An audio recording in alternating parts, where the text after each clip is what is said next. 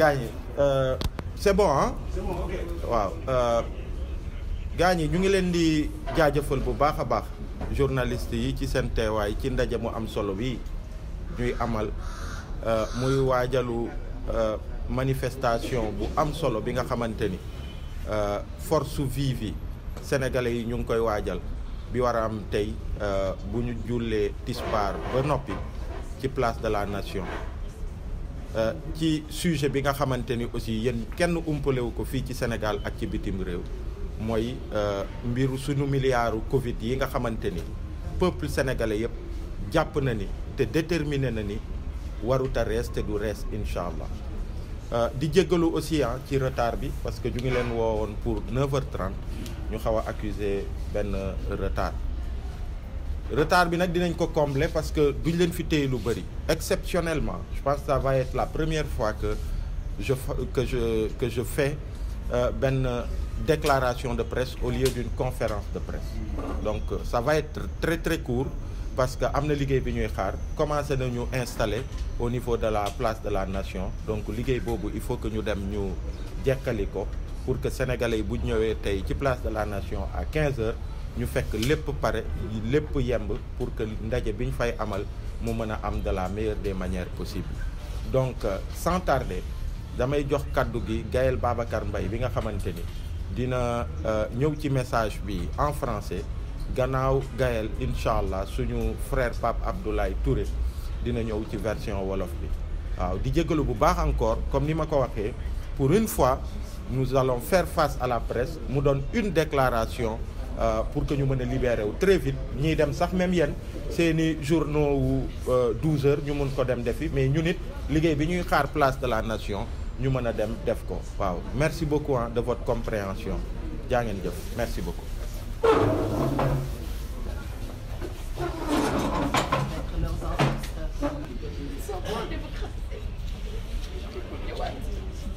bismillah asalaamaaleykum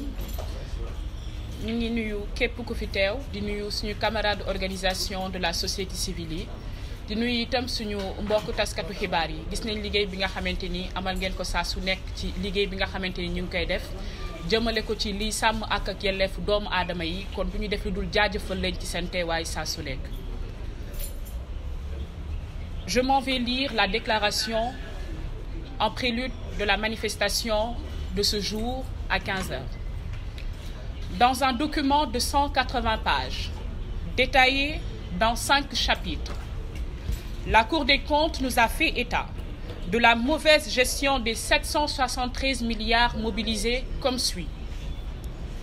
551 milliards par les partenaires techniques et financiers, 102 milliards par l'État du Sénégal, 19 et quelques milliards par les citoyens sénégalais à travers une cagnotte ouverte. Notre engagement, nous, acteurs de la société civile, relève de la conviction que tout individu investi d'une mission de service public a le devoir d'accorder à cette mission tout le dévouement requis, toute la rigueur possible, tout le professionnalisme attendu dans l'exercice de sa mission, notamment en termes de transparence et de redevabilité. Parce que nous considérons tout simplement que ces deux principes doivent gouverner la gestion de nos deniers publics. Et donc, le citoyen sénégalais doit être renseigné, informé et consulté sur l'utilisation du plus petit centime public. Autant nous nous félicitons de l'engagement du chef de l'État dans le renforcement et la mise en place d'organes de régulation et de contrôle, autant nous restons mobilisés pour que ce rapport ne connaisse pas le même sort que certains rapports similaires. Parfois, vous le savez mieux que nous, certaines actions des autorités n'ont de finalité que pour calmer les ardeurs et de dissiper la vague d'indignation soulevée par certains acteurs. Cette fois, nous ne tolérerons même une lenteur dans le traitement judiciaire de cette affaire. La Cour des comptes, on ne peut la soupçonner d'être partisane ou d'être manipulée. Parce que c'est une Cour qui agit sous les orientations du gouvernement du Sénégal. Si cette Cour est payée pour produire des rapports et que ces rapports ne connaissent pas de suite, je suis désolée, mais il n'y a plus lieu de mettre en place cette cour. Mieux vaut la fermer et mettre ces fonds ailleurs.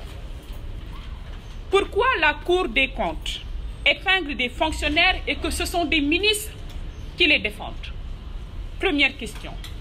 Pourquoi ce sont les ministres eux-mêmes qui décrédibilisent cette Cour, une institution assez haute de ce pays? Dans cette affaire, on ne peut pas attendre plus que la lumière soit faite suite à toutes ces restrictions qu'ont subies ces Sénégalais. Et c'est une des raisons pour lesquelles nous faisons appel à l'ensemble des forces vives de la nation. Ces forces vives, c'est les victimes de la pandémie de Covid-19. Et ces victimes, c'est bien évidemment ce personnel médical qui s'est mis au premier rang dans la lutte contre cette pandémie de Covid-19. Ces victimes, c'est aussi ce Sénégalais lambda qui a pris une partie de son gagne-pain pour contribuer bien évidemment à cette cagnotte. Ces victimes, c'est aussi ce marchand ambulant, ce taximan qui a pris une partie de son modeste revenu pour contribuer à cette lutte contre la pandémie de Covid-19. Ces victimes, c'est aussi ces guides religieux qui ont participé d'une forme ou d'une autre, de façon financière, de façon spirituelle, à l'éradication de ce fléau. Ces victimes, c'est aussi ces citoyens sénégalais qui étaient sur le terrain, ces volontaires communautaires qui ont pris Gelsen Dërëm Sen Ñaar Dërëm, taxaw sur le terrain et qui ont été auprès du personnel médical de santé, qui ont été auprès de l'État du Sénégal pour faire face à cette pandémie de Covid-19. Ces victimes, c'est également ces gens qui subissaient les restrictions, ces gens qui se sont vus amputés de leurs droits et libertés fondamentales, ces gens qui se couchaient à 20h et qui aujourd'hui, malheureusement, ont vu leur emploi aujourd'hui aller en baisse, ont vu bien évidemment leur économie, leur gagne-pain aller en baisse. Ces victimes, c'est aussi et surtout nos jeunes étudiants dans nos facultés qui ont mis en place des innovations technologiques et digitales et qui n'avaient besoin peut-être que d'un seul petit coup de pouce pour aujourd'hui développer leurs innovations et bien évidemment atteindre nos objectifs dans cette lutte contre la pandémie de Covid-19. Ces victimes, c'est aussi tous les Sénégalais qui aujourd'hui devraient bénéficier de ces fonds en termes d'infrastructures, en termes de matériel médical. Et donc, voici une première raison de cette mobilisation d'aujourd'hui à 15h. Deuxième chose, nous ne saurions tenir une telle rencontre sans pour autant évoquer la question de la détention des politiques et des journalistes. Si on arrive dans un état où aucun citoyen n'a le droit de partager son avis, on choisit ces détenus en fonction de leur appartenance politique, c'est qu'on a amputé les Sénégalais, un des principes fondamentaux de la Constitution de ce pays. Si on retire aux journalistes, vous, votre liberté d'investigation, c'est parce qu'on vous a retiré l'essence même de votre mission. Si on retire à la presse sa mission de traiter l'information, c'est parce qu'en réalité, on lui a retiré son caractère même de collecter et de traiter l'information. Ça devient de l'anecdote et vous faites du rapportage, vous ne faites pas du journalisme. La menace de la liberté d'un seul citoyen aujourd'hui constitue une menace à la liberté de l'ensemble des citoyens sénégalais. Par conséquent, si on pense qu'aujourd'hui, faire croupir en prison Ousmane Diagne, Papito Kara, Pape Alé Niang, c'est faire taire ces gens, c'est parce qu'ils n'ont rien compris. Les acteurs de la société civile sont déterminés, les Sénégalais sont déterminés à faire face à ce recul démocratique. Troisième chose, et je pense qu'il est important de préciser cela, cette manifestation est ouverte à tous. Durant cette manifestation, nous allons donner la parole à l'ensemble des Sénégalais, à tous ceux qui pensent être victimes de ce rapport de la Cour des comptes. La parole sera exclusivement donnée aux Sénégalais. Ces Sénégalais, c'est les jeunes employés, ces Sénégalais, c'est les marchands ambulants, ces Sénégalais, c'est les journalistes, ces Sénégalais, c'est les taximans, ces Sénégalais, c'est les transporteurs, ces Sénégalais, c'est tous ceux qui aujourd'hui pensent qu'ils peuvent apporter leur pierre à l'édifice dans la construction de ce pays.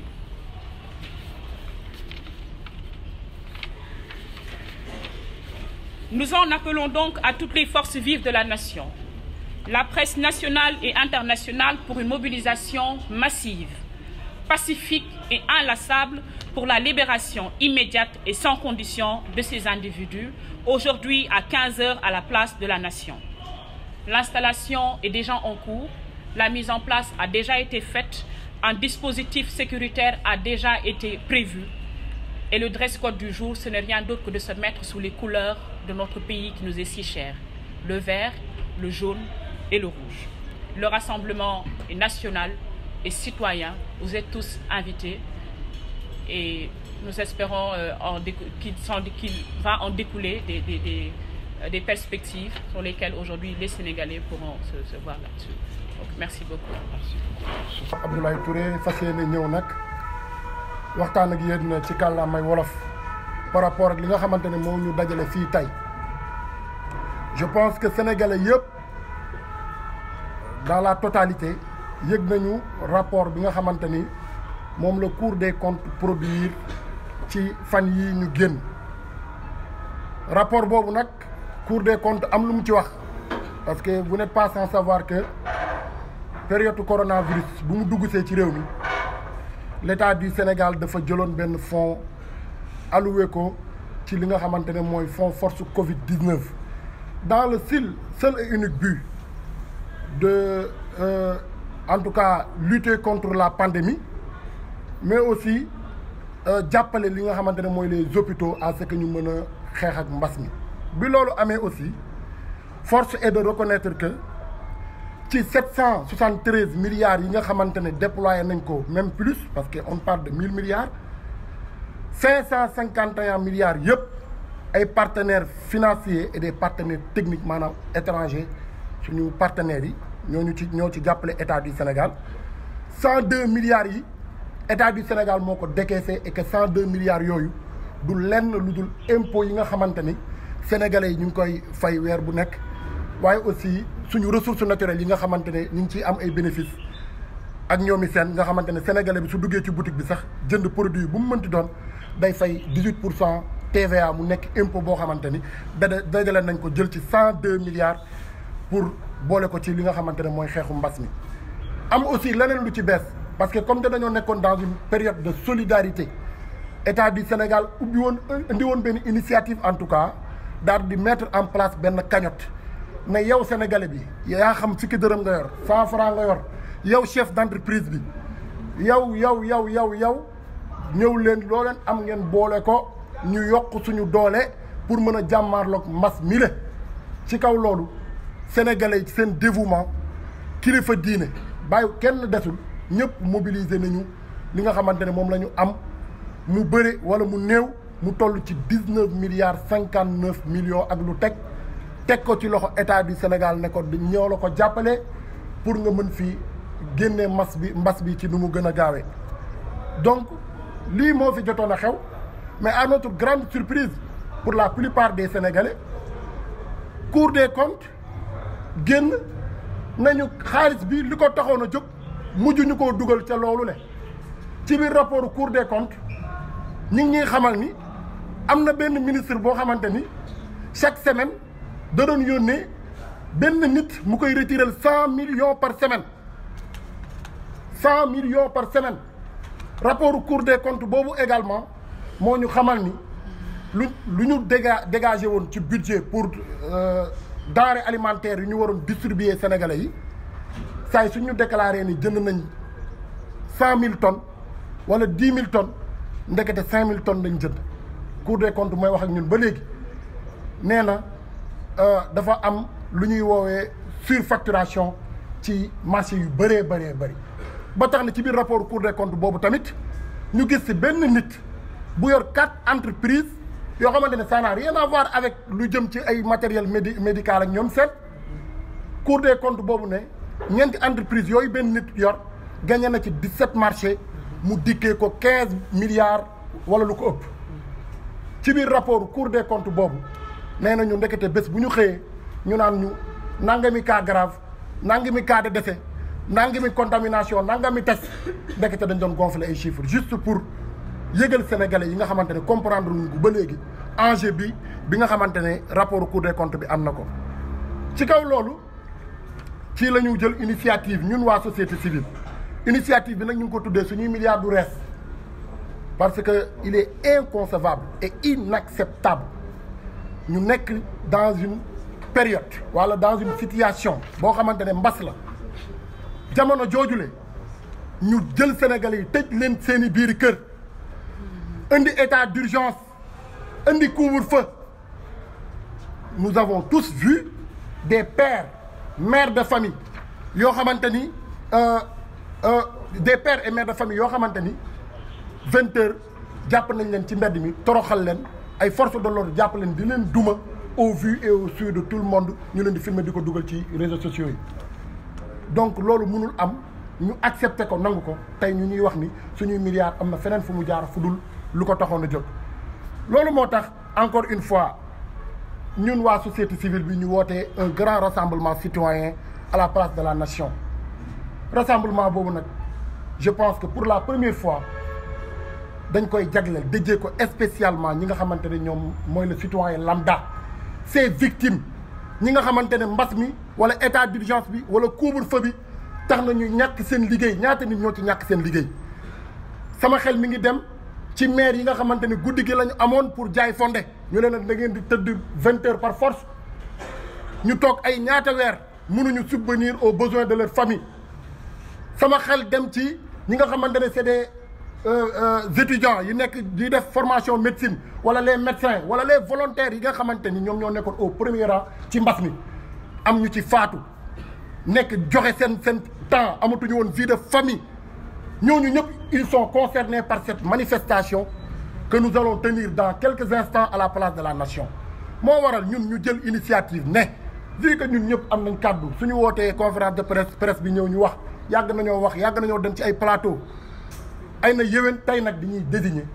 ces citoyens lambda nga xamante ne ñi ngi jóge actuellement un peu partout am na ñoo xamante ne déjà ñi ngi jóge Koungheul ñii ñi ngi jóge dans les autres régions ils sont en chemin ba léegi yegg seeguñu ñooñu dafa jot tey suñu yegsee place de la nation ñu woo leen ci biir foule bi tàllal leen micro ne leen wax leen ak seen état wax leen loo leen xalaat ci gestion Covid bi génnee leen li nekk seen xol parce que vous êtes des victimes mais nag ça n'exclut pas à ce que ñu lancer un appel solennel à toutes les forces vives de la nation sans distinction aucune parce que alal ji du alalu politiciens yi kese de du alalu nguur gi kese de alalu képp kuy citoyen sénégalais nga moo tax ñun ñëpp li ñuy woo ci loolu même Macky Sall président de la République su fekkee ni bëgg na ñëw kenn empêché wu ko mu ñëw ñu ngi koy invité na ñëw toog déglu sénégalais yi donc on n'exclut personne lii mooy initiative boo xamante ne société civile bi jël nañ ko tey à la place de la nation ñu ciy jox rendez-vous ñëpp ñu teew fa à partir de 15 heures d'ailleurs installation yi commencé na depuis demain waaye aussi également pour daanelee foofu ñu ngi wax ni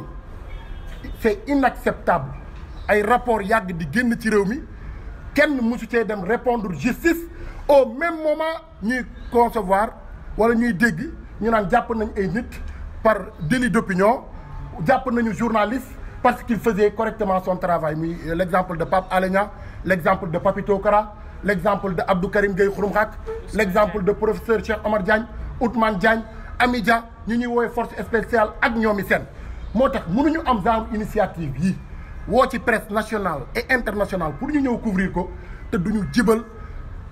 wala sàkku à ce que ñu libérer leen dans les meilleurs délais moo tax nous allons exiger ce soir la libération de ces détenus qu'on considère étant des détenus politiques waaye aussi ñi ngi wax ni yeneen département yi bëggoon nañoo bokk ci initiative bi d'ailleurs dugaloon nañ ay lettres d'information am na ñoo xamante ne xëy na respecté wuñu woon 3 jours francs yi moo tax ñu interdire ko waaye ñi ciy respecté 3 jours francs yi comme à Kolda nos compatriotes de Kolda préfet de Kolda dafa interdire du département de Kolda dafa interdire seen manifestation bi ci lu mu tegul fenn joxe benn motif muy trouble à l'ordre public te ñun ñëpp xam nañ ni loi dafa tënk les autorités administratives en ce qui concerne les libertés publiques la loi 7802 du 29 janvier 1978 en son article 14 relative aux réunions publiques nee na autorité administrative amul sañ-sañu di interdire une manifestation pacifique su fekkee ni ñaari conditions cumulatives yi dajewuñu muy une réelle menace de trouble à l'ordre public wala une insuffisance de forces de défense et de sécurité pour s'opposer à cette réelle menace de trouble à l'ordre public moo tax ñi ngi artu les autres autorités di inviter aussi les compatriotes dans les autres départements que yeneen perspectives yii di ñëw nañu pare mobiliser wu parce que mbir mi dinañ ko décentraliser parce que sénégalais yëpp ci war a sentir seen bopp fu ñu mën a nekk ci réew mi li moo nekkoon déclaration bi nga xamante ne bëggoon nañ ko tenir je pense que j'ai pas omis un point donc jërë ngeen jëf. Juste pour tënk parce qu'il y aura pas de question-réponse wax nañ ko tout à l'heure am na li nga xamante ni nag gaa ñi on sait quoi comment ça se passe on sait comment ça se passe yenn questions yi aussi insister ci tout en sachant comment ça se passe avec ces politiques avec ces préfets politiques vraiment c'est tour te ku ci nekk yéen na ngeen war a liggéey li ñuy wax mooy on donne rendez-vous à tous les Sénégalais à tout le peuple sénégalais bi nga xamante ni ñii wax nañ ko dund nañu Covid bi ci dundin bu gën a metti ay liggéey yàqu na ci ay famille sax tas na ci ay bakkan rot na ci ay leneen ak leneen sénégalais yi nga xamante ni Covid bi dañ ko dund ci du mu gën a méttee ñun ñëpp ñu sentir ko suñu économie mu sentir ko secteur informel mu sentir ko secteur santé toutes ces braves dames ak tous ces braves hommes yi nga xamante ni ils étaient au premier rang de la lutte contre cette Covid là mu amoon as tuut rek lu ñu leen diggoon ci ay prime rek ndax liggéey bu am solo bi ñu def kenn mënu ko fay mais ay prime rek yu symbolique yi nga xamante ni waroon nañ leen ko joxuñu leen ko. gis nañu sax benn collectif bu tudd suñuy 150 000 c'est des sénégalais yi nga xamante ni ci seeni liggéey c'est des artisans mu am li nga xamante ni nguur ne woon na jagleel na leen ko 150 000 ba tey gisuñu ko ndax xaalis googu dem na ci yeneen poste tous ces sénégalais tey ñoom la ñuy jox kaddu à partir de 15 heures à la place de la nation lépp li war ci organisation bi ñun def nañ ko bu ngeen demee di ngeen gis ni commencé nañu installer commencé nañu teg sono bi ak lépp di joxe dig daje incha allah à 15 heures à la place de la nation donc jaa ngeen jëf.